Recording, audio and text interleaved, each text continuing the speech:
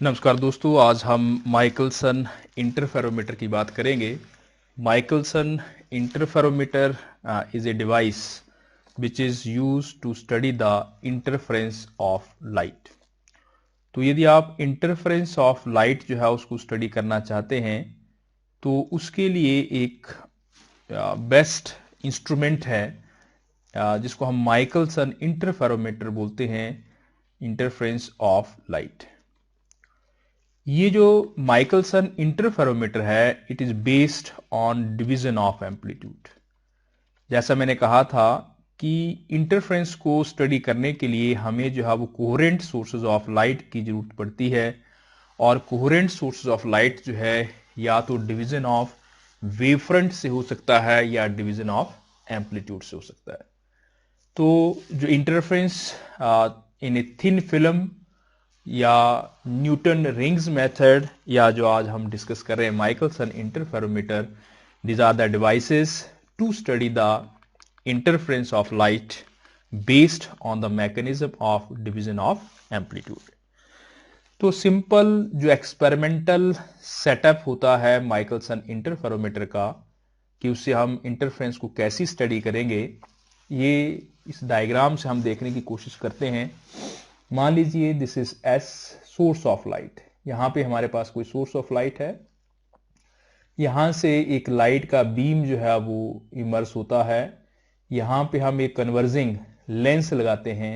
ये converging lens जो है इस लाइट रेज को एक पैरेलल बीम में जो है वो कन्वर्ट कर देता है। यहां से आगे मैंने सिर्फ एक लाइन ड्रॉ की है ताकि जो डायग्राम है वो ज्यादा कॉम्प्लेक्स ना हो जाए।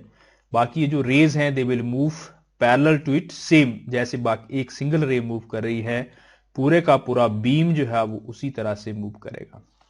हम यहाँ पे सिंगल लाइट ले रहे हैं कि मान लीजिए यहाँ पे स्लिट लगा देते हैं। ये स्लिट जो है वो बाकी लाइट रेस को जो है वो रोक देगी, और यहाँ ओपनिंग में से एक लाइट रे जो है वो आगे पास करेगी।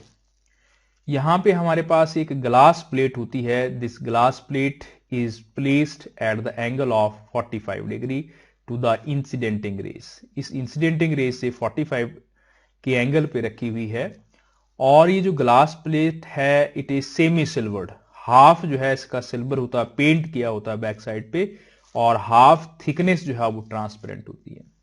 जब ये लाइट रे यहां से आएगी तो यहां पे गिरेगी इस सरफेस पे। यहां से क्योंकि ट्रांसपेरेंट है तो ये पीछे पास कर जाएगी, जो बैक सरफेस है वहां पे पेंट होगा। तो जब वो वहां पीछे वाली सरफेस पे स्ट्राइक करेगी तो यहां से ये दो हिस्सों में टूट जाएगी। एक हिस्सा लाइट का जो है वो इस तरफ चला जाएगा, और एक हिस्सा जो है वो ऊपर की तरफ चला जाएगा। जो हमने इस तरफ लाइट गई है, यहां पे हमने एक मिरर रखा हुआ है। It is placed at 90 degree to the incident light ray. तो जैसे ही लाइट रे ये यहां जाएगी, यहां से टकराएगी, और टकराने के बाद वापस आएगी। Because it is placed eight 45 degree, तो 45 पे यहां जब इंसिडेंट होगा तो ये लाइट रे टकराने के बाद फिर ऐसे नीचे की तरफ जो है वो चली आएगी। और उसी तरह से एक लाइट का हिस्सा कंपोनेंट एम्पलीट्यूड जो ऊपर की तरफ गया था स्प्लिट होकर के ये यहां मिरर M1 के पास जाएगा। It is also placed at the angle of 90 degree. यहां पे टकराएगा, और टकराने के बाद फिर ये वापस जो है वो नीचे की तरफ आ जाएगा। और ये दोनों लाइट रेज हैं ये यहां पे आकर के आपस में इंटरफेयर करेंगी, मिक्स करेंगी, और उसकी वजह से एक इंटरफ्रेंस पैटर्न बनेगा जिसको हम टेलीस्कोप की हेल्प से जो है वो देख सकते हैं। जैसा कि हम जानते हैं कि यहां पे ये जो दो लाइट रेज हैं जब आपस में सुपर इंपोज करेंगी तो जो इंटरफ्रेंस पैटर्न बनेगा that depends upon the wavelength, that depends upon the phase difference और path difference between these two light rays. तो हम यहां से देखते हैं कि हम सपोज कर लेते हैं कि ये वाला जो मिरर है it is placed at some distance d, और ये ऊपर वाला मिरर जो है ये भी सेम डिस्टेंस d के ऊपर जो है वो रखा हुआ है। मींस दोनों के जो ज्योमेट्रिकल डिस्टेंसेस हैं ग्लास प्लेट से वो सेम है। मगर हम यहां पे देखेंगे कि जो लाइट रे एक बार यहां से आई थी वो एक बार स्प्लिट हुई, फिर ऊपर की तरफ गई, फिर वापस आई, और फिर नीचे की तरफ गई। तो जो लाइट 1 है उसने इस ग्लास प्लेट को 2 बार क्रॉस किया। एक बार नीचे तक गई, निचली सरफेस से टकराई, फिर वापस गई, मींस इसको पूरा कवर किया, फिर ऊपर गई, फिर वापस आई। एक बार यहां से लास्ट तक जाने के लिए, दूसरी बार यहां से ऊपर आने के लिए, तीसरी बार टकरा करके फिर वापस आने के लिए। तो ये जो फर्स्ट लाइट रे है, ये लाइट रे इस ग्लास प्लेट को 3 बार क्रॉस कर रही है। मैं इस डायग्राम को फिर यहां से बड़ा करके बनाता हूं कि मान लो मैंने ग्लास प्लेट को ऐसे बना दिया, थोड़ा चौड़ा करके बनाया समझाने के लिए, कि लाइट रे यहां से आई, ये क्रॉस करेगी, यहां नीचे जाएगी, फिर वापस आएगी, फिर ऊपर जाएगी, तो फिर ऊपर से आएगी, फिर क्रॉस करेगी। तो ये एक बार यहां से, ये दूसरी बार, और जब ऊपर से टकरा करके वापस आएगी तो तीसरी बार। तो ये वाली जो लाइट रे है, ये इस ग्लास प्लेट को 3 बार क्रॉस कर रही है। जबकि जो दूसरी बार है, दूसरी वाली है सेकंड लाइट रे, ये यहां से आएगी यहां पे, फिर यहां इस तरफ वापस चली जाएगी, यहां से आई और फिर नीचे आ गई। तो ये वाली जो सेकंड लाइट रे है, ये सिर्फ एक बार इस ग्लास प्लेट को क्रॉस कर रही है, जबकि जो फर्स्ट वाली है वो 3 बार क्रॉस कर रही है। तो इनके बीच का जो डिस्टेंस है वो सेम नहीं रहेगा। इस बात को, इस कमी को दूर करने के लिए कि उनका जो पाथ कवर्ड है वो सेम हो, हम क्या करते हैं कि ये जितनी ग्लास प्लेट थी उतनी ही थिकनेस की एक और ग्लास प्लेट यहां पे इंट्रोड्यूस करते हैं। इसको हम कंपनसेटिंग प्लेट कहते हैं। ये जो कंपनसेटिंग प्लेट है, बेसिकली ये पाथ डिफरेंस को कंपनसेट करती है। अब ये लाइट रे यहां एक बार इसको क्रॉस करके इस तरफ जाएगी, फिर वापस आएगी, तो इसको एक बार फिर क्रॉस करेगी। तो इस स्लिट को इसने 2 बार क्रॉस किया। एक बार इसको किया था तो इसने भी 3 बार क्रॉस किया, और इसने भी 3 बार क्रॉस किया। मींस दोनों का जो पाथ डिफरेंस है वो सेम रखने की हम कोशिश जो है वो कर रहे हैं। तो ये एक सिंपल डायग्राम है। ये एक लैब एक्सपेरिमेंट भी होता है, जहां पे लैब इक्विपमेंट की हेल्प से आप जो है वो इंटरफेरेंस को स्टडी कर सकते हैं। अब इसी चीज को, इसकी फिजिक्स को एक्सप्लेन करें कि इसमें इमेज फॉर्मेशन कैसे होता है। तो हम इस पूरी लाइन को, जो मिरर M1 और M2 है, इनको हम स्ट्रेट लाइन में बना रहे हैं। देखिए यहां से टेलीस्कोप है तो यहां से देखेगा, मींस आदमी जो है, जो भी इसको ऑब्जर्व करेगा ऑब्जर्वर, वो यहां से देखेगा। सपोज करो लाइट सोर्स ये है, यहां से लाइट रे आई, ये 2 मिरर है M1 और M2, they are placed at a distance of D। हुआ क्या कि जब हम यहां से देखेंगे तो ये वाला मिरर तो इस तरफ है, तो हमें तो यही लाइन दिखाई देगी, ये वाला मिरर दिखाई देगा। मगर ये जो मिरर है, इस मिरर की इमेज M1 मिरर के अंदर दिखाई देगी। M1 मिरर में M2 मिरर की इमेज दिखाई देगी। तो हमें ऐसा लगेगा कि भाई mirror M1 and M2 they are placed at a distance of D, जब हम यहां से देखेंगे। तो जो मिरर इस तरफ है, उसको जब हम यहां से टेलीस्कोप से देखेंगे तो हमें ये मिरर इस M1 मिरर की इमेज के अंदर दिखाई देगा। और M1 मिरर जब भी इमेज बनती है, जितना उसके आगे सोर्स होता है, ऑब्जेक्ट होता है, उतने ही पीछे इमेज बनती है। तो यहां से जो लाइट रेज आएगी वो यहां पे आएगी, मींस इस मिरर की इमेज यहां पे बनेगी। तो हमें ऐसा लगेगा कि एक मिरर यहां पे है और दूसरा यहां पे है, and they are separated by distance D। मगर इन लाइट रेज को एक्सटेंड किया जाए ऐसे पीछे की तरफ, तो ये जो 2D डिस्टेंस था, एक्चुअली होगा क्या कि जो डिस्टेंस D है, तो एक मिरर के अंदर जो इमेज बनेगी वो D डिस्टेंस पीछे बनेगी, और जो दूसरा मिरर होगा उसके अंदर भी डिस्टेंस D डिस्टेंस था वो पीछे बनेगी। तो उन दोनों मिरर की इमेजेस के बीच का डिस्टेंस जो होगा वो 2D हो जाएगा। ये M1, M2, these are the actual positions of the mirror as seen through this telescope, and M1 dash and M2 dash. M1 dash, it is the image of the source formed in mirror M1, and M2 dash, it is the image of the source formed in mirror M2। क्योंकि M1 और M2 they are placed at distance D, तो इन दोनों mirror के अंदर जो images बनेगी they will be separated by distance 2D। तो ये इन दोनों मिरर के अंदर बनी हुई इमेजेस हैं, जिसको हम ऐसे लाइट को एक्सटेंड करके जो है वो बना सकते हैं। तो हम यहां से देख सकते हैं कि इन दो मिरर के बीच का डिस्टेंस तो 2D है, और यदि ये वाला एंगल थीटा हो तो इतना रास्ता है जो नीचे वाली रे सेकेंड रे जो है वो एक्स्ट्रा कवर कर रही है।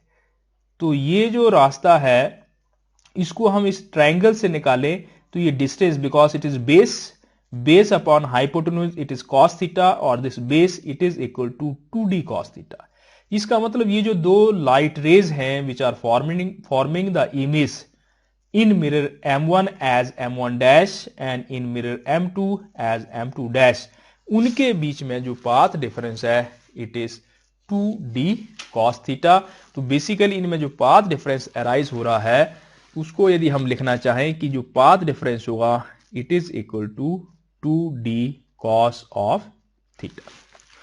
दूसरी इंपॉर्टेंट चीज जो है कि यहां पे हमने जो ये ग्लास प्लेट इंट्रोड्यूस की है, ये लाइट रे आई यहां से टकराई, तो इसकी जो बैक सरफेस में, फिर इसको बड़ा करके बनाता हूं, ऐसे थोड़ा सा चौड़ा करके बनाया ताकि आपको समझ में आ जाए। यहां से लाइट रे आई, यहां से टकराई, इसके आगे क्या है रेयर मीडियम, और फिर ऐसे जो है ऊपर की तरफ चली गई। जो लाइट रे इस तरफ आई वो ऐसे गई, फिर वापिस आई, फिर यहां से टकराई और नीचे की तरफ गई। तो ये लाइट रे जब वापिस आ रही है तो यहां पे टकरा रही है, इसके ऊपर ये डेंसर मीडियम है, तो it is reflecting from denser medium. तो जब भी कोई लाइट रे डेंसर मीडियम से रिफ्लेक्ट होती है तो additional path difference lambda by 2 और फेस डिफरेंस जो है वो पाई बाई 2 इंट्रोड्यूस हो जाता है। इसका मतलब ये हुआ कि ये जो दो रेज है उनके बीच में जो पाथ डिफरेंस है वो path difference 2d cos theta ही नहीं है, इसमें एक और फैक्टर जो है वो अराइज हो रहा है and that is lambda by 2।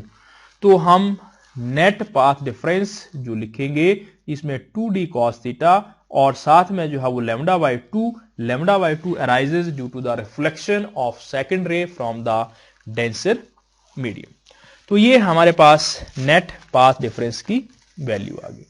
अब हम कंडीशंस की बात करें कि मिनिमा और मैक्सिमम की जो कंडीशंस होती हैं, यदि हम मिनिमा की कंडीशंस की बात करें कि जब मिनिमा बनता है डिस्ट्रक्टिव इंटरफेरेंस होती है, तो वो तब होती है जब जो पाथ डिफरेंस है, जो भी हमारे पास पाथ डिफरेंस है, if this path difference it is equal to integral multiple 2p + 1 into lambda by 2। यहां p लिख लो, m लिख लो, n लिख लो, कुछ भी p, this is the number. जब ऐसा होगा तब जो है वो मिनिमा बनेगा। तो यहां से इस लैम्डा बाई 2 को हम दूसरी तरफ लेके जाएंगे तो ये हो जाएगा 2d cos ऑफ थीटा। इसको आप मल्टीप्लाई कर लो, इसके साथ ही कट जाएगा, इट इज p लैम्डा, यहां पे होगा लैम्डा बाई 2, ये लैम्डा बाई 2 ये वाला इस तरफ आ जाएगा, ये दोनों आपस में कैंसिल हो जाएंगे, then it is 2d cos theta it is equal to p lambda. This is the condition for minima. और उसी तरह से यदि हम मैक्सिमा की बात करें तो जो मैक्सिमा होता है, मैक्सिमा में जो कंडीशन है, जो पाथ डिफरेंस है 2d cos theta plus lambda by 2, it should be equal to integral multiple of lambda. तो ये चीज उस तरफ चली जाएगी, तो यहां से 2d cos theta it is equal to 2p + 1 lambda by 2। ये कंडीशन जो है आ गई हमारे पास मैक्सिमा के लिए। तो इस माइकलसन इंटरफेरोमीटर में जो मैक्सिमा और मिनिमा बनेगा उसके लिए हम इस तरह की कंडीशन जो है वो निकाल सकते हैं। अब यहां पे यदि हम देखें कि ये जो हम इंटरफ्रेंस माइकलसन इंटरफेरोमीटर में स्टडी कर रहे हैं, इसमें ये जो हमारे पास मिरर्स हैं, एक्चुअली में जो डिवाइस होता है, प्रैक्टिकल एक्सपेरिमेंटल इक्विपमेंट होता है, उसमें ये जो मिरर्स हैं M1 एंड M2, इन दोनों के साथ जो है वो स्क्रू लगे होते हैं, यहां पे भी और यहां पे भी। इन स्क्रू की मदद से आप इनके डिस्टेंसेस को कम या ज्यादा कर सकते हैं या इसको रोटेट कर सकते हैं, इसको जो है वो ओरिएंट कर सकते हैं। पहली कंडीशन यदि हम ये माने कि ये जो मिरर्स M1 एंड M2 हैं, if they are parallel to each other, यदि वो पैरेलल हैं and placed at certain distance, कुछ फिक्स डिस्टेंस के ऊपर जो है वो रखे हुए हैं, तो उस केस में जो फ्रिंजेस बनेगी वो सर्कुलर फ्रिंजेस बनती हैं। सर्कुलर फ्रिंजेस बनती हैं जब वो जो मिरर्स हैं they are parallel to each other. तो यदि हम यहां से देखें कि इट इज सर्कुलर फ्रिंजेस या इनको हम फ्रिंजेस ऑफ इक्वल इंक्लिनेशन भी कहते हैं, फ्रिंजेस ऑफ इक्वल इंक्लिनेशन। हम ये कह रहे हैं कि भाई हमारे पास जो मिरर्स हैं, जो अभी हमने दो मिरर्स लिए, वो जो मिरर्स हैं they are separated by distance D, और वो दोनों ही एक दूसरे के पैरेलल हैं। तो जब पैरेलल हैं तो हमारे पास आ रहा है कि जो पाथ डिफरेंस है 2d cos of theta plus lambda by 2 का जो है वो पाथ डिफरेंस आ रहा है। इसको थोड़ा सा और हम डिस्कस करना चाहें कि मान लें कि हमारे पास if this distance d it is equal to 0, यदि जो मिरर्स हैं उनके बीच में डिस्टेंस जो है उसको कम कर दिया जाए, मिनिमाइज कर दिया जाए, तो उसके केस में ये 2d cos थीटा, तो d तो 0 हो जाएगा, तो हमारे पास जो पाथ डिफरेंस रहेगा it will be only equal to lambda by 2। तो लैम्डा बाय 2 का मतलब ये हुआ कि जो सेंट्रल फ्रिंज होगी, सेंट्रल डार्क फ्रिंज होगी, सेंट्रल डार्क फ्रिंज होगी, क्योंकि उसकी कंडीशन जो थी वो लैम्डा बाय 2 का मल्टीपल थी। अब यदि हम क्या करें कि एक मिरर को वहीं रहने दें और दूसरे मिरर को जो है वो मूव करना शुरू कर दें, यदि हम इसको मूव करते जाएं और कितना मूव कर लें, मान लो हमने इसको मूव कर दिया d it is equal to lambda by 4, lambda by 4 से जो है इसको मूव कर दिया, तो उस केस में जो पाथ डिफरेंस है इट इज, ये था 2d cos थीटा।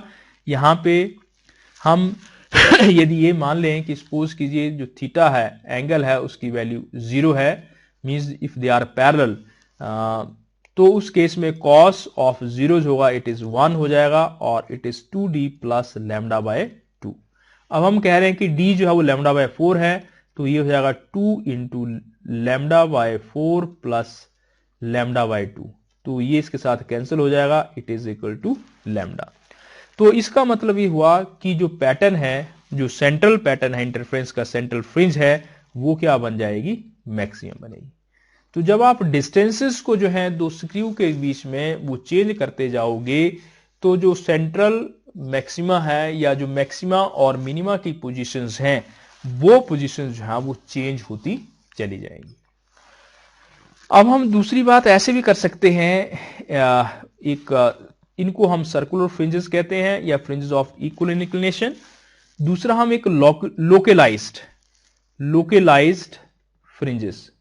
यदि हम क्या करें कि जो मिरर्स हैं उन मिरर की ओरिएंटेशन को चेंज कर दें, कि मान लो अलग अलग पोजीशन पे हो सकता है, कि सपोज करो एक हमारे पास जो मिरर है वो ऐसे है और दूसरा जो है वो ऐसे है, या हम ऐसे मान लें कि मिरर के अंदर जो इमेज है M1 डैश ऐसे है और ये M2 डैश जो है वो ऐसे है, या ऐसे हो सकता है कि एक मिरर जो है वो M1 डैश ऐसे है और M2 डैश जो है वो ऐसे है, या ऐसे हो सकता है कि इक्वल इंक्लिनेशन, ऐसे हम मान सकते हैं कि दिस इज M1 डैश और ये M2 डैश ऐसे जो है वो हो रहा है।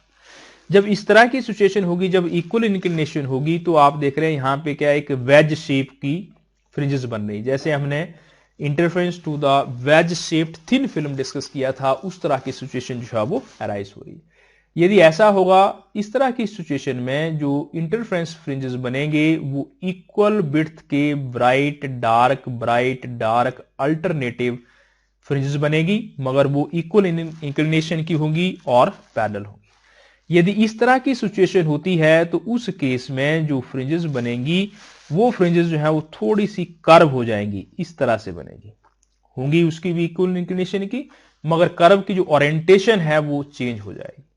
और यदि इस तरह की पोजीशन होती है, तो उस केस में जो कर्व की ओरिएंटेशन है वो उस तरफ हो जाएगी। कहने का मतलब कुल मिला के ये हुआ कि जो इंटरफेरेंस पैटर्न फ्रिंजेस का बनता है, वो जो फ्रिंजेस का पैटर्न है वो उसकी शेप कैसे होगी, ये इस बात पर डिपेंड करता है कि जो आपने मिरर्स हैं उन मिरर्स को किस एंगल्स के ऊपर जो है वो प्लेस्ड किया है। तो आप मिरर की डिस्टेंस को चेंज कर सकते हैं, आप मिरर की ओरिएंटेशन को चेंज कर सकते हैं, और इनको चेंज करने से डिफरेंट तरह की जो फ्रिंजेस हैं, फ्रिंज पैटर्न्स हैं, वो आपको मिलेंगे। अब ये जो हम माइकलसन इंटरफेरोमीटर का बात कर रहे हैं, जो हमने डिस्कस किया है, इसकी कुछ इंपॉर्टेंट एप्लीकेशंस हैं। तो हम एप्लीकेशंस की बात कर लेते हैं। Applications of Michelson interferometer. सबसे पहली एप्लीकेशन है that is the determination of wavelength. हम इस सेटअप में, इस एक्सपेरिमेंट में कोई ना कोई लाइट जो है वो इस्तेमाल करेंगे, और जो भी लाइट हम इस्तेमाल कर रहे हैं उसकी जो वेवलेंथ है वो वेवलेंथ जो है वो फाइंड आउट की जा सकती है। हम मान लें कि फॉर सेंट्रल डार्क फ्रिंज, यदि हम माने कि सेंटर में डार्क फ्रिंज बन रही है और हमारे पास थीटा की जो वैल्यू है वो 0 है। सेंटर डार्क के लिए जो अभी हमने पाथ डिफरेंस का कैलकुलेशन किया था कंडीशन, वो थी 2d cos theta it is equal to p lambda. p is just an integer in number. हम कह रहे हैं थीटा 0 है, इसका मतलब cos of 0 it will be equal to 1। तो यहां से सिंपल हो जाएगा 2d it is equal to p lambda, और lambda it is equal to 2d, यहां से 2d अपॉन p। तो ये हमारे पास जो है वो लैम्डा के लिए फॉर्मूला आ गया। अब हम क्या करते हैं कि जो एक्चुअली में एक्सपेरिमेंट है वहां पे हम कोई पैटर्न देखते हैं, ज्योमेट्रिकल पैटर्न देखते हैं। हमने ये देखा कि भाई पीएथ वहां पे जो डार्क बन रहा था सेंट्रल, पीएथ का मतलब फर्स्ट सेकंड थर्ड जो भी बन रहा था वो बन रहा था at a distance of dn। जब हम मिरर के बीच में डिस्टेंस d1 रख रहे थे तो pth डार्क बन रहा था। उसके बाद फिर हमने डिस्टेंस को चेंज किया तो हमने ये देखा कि p प्लस mth डार्क बना, सेंट्रल डार्क बना जब हमने डिस्टेंस d2 किया। जैसे मान लो आपने देखा कि डिस्टेंस d1 है तो उसमें सेकंड जो है वो डार्क बन रहा है, फिर आपने डिस्टेंस चेंज करते गए, फिर ब्राइट हो जाएगा, फिर डार्क आएगा। तो मान लो p plus m is also a number. जैसे मान लो पहले 6th हो गया और फिर 2 बाद में 8th, तो यहां पे m की वैल्यू क्या है 2, फिर दोबारा से जो है वो डार्क बना। तो ये जो कंडीशंस हैं ऊपर वाली, इसके हिसाब से 2d1, जब आपने डिस्टेंस d1 रखा तो p था, तो p लैम्डा, फिर आपने डिस्टेंस d2 कर दिया तो ये आ गया मान लो p प्लस m लैम्डा। इन दोनों को यदि हम माइनस कर लें 2d2 माइनस d1, इस d2 में से इसको माइनस कर लिया, ये p plus m minus p करेंगे तो p के साथ p cancel, it is equal to m lambda. क्योंकि हमें क्या निकालना है, लैम्डा निकालना है, तो lambda it will be equal to 2d2 minus d1 upon m, और simply 2 delta d upon m। तो हम ये जो फॉर्मूला हमारे पास आया है lambda it is equal to 2 delta d upon m, इस फॉर्मूले को यूज करके हम वेवलेंथ जो है वो फाइंड आउट कर सकते हैं। तो सिंपल कैलकुलेशन है जहां से हम वेवलेंथ जो है वो निकाल सकते हैं। दूसरी चीज एक और है that is called as the measurement of small differences in wavelength. Measurement of small differences in wavelength. मान लो हम वेवलेंथ में जो है वो डिफरेंस जो है वो निकालना चाह रहे हैं कि सपोज करो आपने एक बार लाइट यूज की, उसकी वेवलेंथ थी लैम्डा 1, और दूसरी बार आपने यूज की उसकी वेवलेंथ थी लैम्डा 2। मगर ये जो लैम्डा 1 एंड लैम्डा 2 है they are nearly equal, nearly same. इसमें जो डिफरेंस है वो बहुत ही कम है और हम वो निकालना चाहते हैं। तो हम ये वाला जो फॉर्मूला है इसी सेम फॉर्मूले को यूज कर सकते हैं। यहां पे यदि हम लैम्डा 1 के लिए लिखेंगे तो ये हो जाएगा 2 डेल्टा d, और ये हमारे पास जो वैल्यू है ये m1 हो जाएगी। और यहीं से यदि हम m1 लिखना चाहें तो it is 2 delta d upon lambda 1। Similarly m2 हो जाएगा, it is 2 lambda d upon lambda 2। तो मान लो एक आपने कोई वैल्यू देखी उस पे और नेक्स्ट एक वैल्यू पे, यदि हम इन फ्रिंजेस को इस तरह से देखें, इनका जो डिफरेंस है m1 माइनस m2 1 के बराबर हो, तो उस केस में इसकी वैल्यू को यहां पुट करेंगे, it is 2 lambda d upon lambda 1, और यहां पे हो जाएगा minus 2 delta d upon lambda 2 it is equal to 1, और ये 1 by lambda 1 minus 1 upon lambda 2 it is 1 upon 2 delta D. और इसको फर्दर फिर हम सॉल्व करें तो इस तरफ क्रॉस मल्टीप्लाई होगा, it is lambda 2 minus lambda 1 upon lambda 1 into lambda 2 it is equal to 1 upon 2 delta D. और ये जो वैल्यू है ये यहां ले जाएंगे, lambda 2 minus lambda 1 it is equal to lambda 1 into lambda 2 upon 2 delta D. हम ये कह रहे हैं कि भाई लैम्डा 1 जो है वो लैम्डा 2 के बराबर है, इसका मतलब लैम्डा 1 इंटू लैम्डा 2 आप approximately you can write sum lambda square, तो lambda 2 minus lambda 1 it is equal to lambda square upon 2 delta d. तो ये हमारे पास एक फॉर्मूला आ गया, इस फॉर्मूले से हम जो डिफरेंस है वेवलेंथ का वो फाइंड आउट कर सकते हैं। तो ये एक इंपॉर्टेंट दूसरी एप्लीकेशन थी माइकलसन इंटरफेरोमीटर की, जो आमतौर पे हम यूज करते हैं। नाउ थर्ड एप्लीकेशन, इसकी एक और इंपॉर्टेंट एप्लीकेशन है, that is the determination of refractive index, determination of refractive index। जो रिफ्रैक्टिव इंडेक्स है किसी चीज का वो भी फाइंड आउट किया जा सकता है। हम क्या कर रहे थे, जो माइकलसन इंटरफेरोमीटर था उसमें जो लाइट रे थी उसके बीच में हमने एक ग्लास प्लेट जो है वो कंपनसेटिंग ग्लास प्लेट जो है वो इंट्रोड्यूस की थी। यदि हम ये मान लें कि इस ग्लास प्लेट का रिफ्रैक्टिव इंडेक्स n है और थिकनेस जो है वो t है, तो जो पाथ डिफरेंस है जब ये यहां से इस तरफ क्रॉस करेगी तो एक बार यहां से फिर दोबारा से मुड़ के वापस आएगी, तो जो भी पाथ डिफरेंस होगा उस पाथ डिफरेंस में जब एक बार क्रॉस करेगी तो n refractive index, n actually क्या होता है, ज्योमेट्रिकल पाथ होता है refractive index into geometrical path, this is optical path minus t, ये हो जाएगा n माइनस 1 इंटू टी जब एक बार क्रॉस करेगी, और जब दो बार क्रॉस करेगी तो पाथ डिफरेंस हो जाएगा 2n माइनस 1 इंटू टी। इसका मतलब ये है कि हम यहां पे जो ये ग्लास प्लेट इंट्रोड्यूस कर रहे हैं उसकी वजह से ये पाथ डिफरेंस जो है वो इंट्रोड्यूस हो रहा है।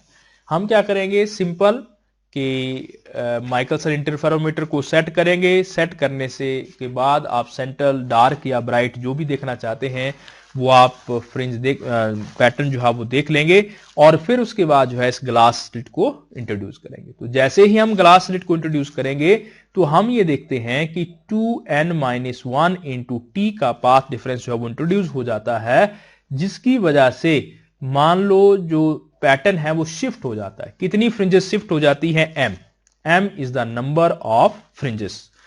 तो यहां से हमारे पास जो वैल्यू है, क्योंकि यदि हम n निकालना चाहते हैं तो ये होगा 2n t, ये हो जाएगा minus 2t, it is equal to m lambda.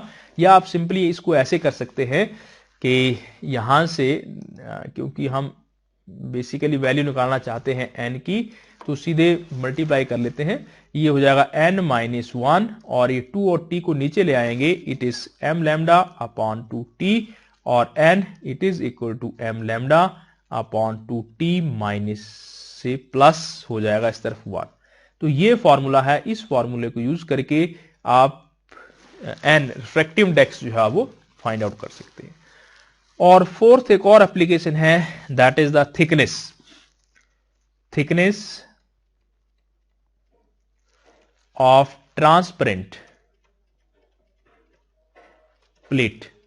जो आपने बीच में एक ट्रांसपेरेंट प्लेट इंट्रोड्यूस की है, इसकी थिकनेस निकालना चाहते हैं तो वो थिकनेस जो है वो भी निकाली जा सकती है। वो सिंपल, क्योंकि हम ये कह रहे हैं कि 2n माइनस 1 इंटू टी जो है it is equal to m lambda, T हम निकालना चाह रहे हैं तो t will be equal to m lambda upon 2n minus 1। तो यहां से इसकी जो है वो थिकनेस भी फाइंड आउट की जा सकती है। तो this was all about the Michelson Morley experiment. ये Michelson Morley interferometer, it is one of the very important topic. इसकी कंस्ट्रक्शन, डिजाइन, एप्लीकेशंस, इसमें ऊपर बेस्ड न्यूमेरिकल्स यहां से हर बार कुछ ना कुछ एग्जाम में आता है, तो यदि आप इसको ठीक से तैयार कर लें तो ये आपका एक इंपॉर्टेंट क्वेश्चन जो है वो एग्जामिनेशन पॉइंट ऑफ व्यू से तैयार हो जाएगा। Thank you.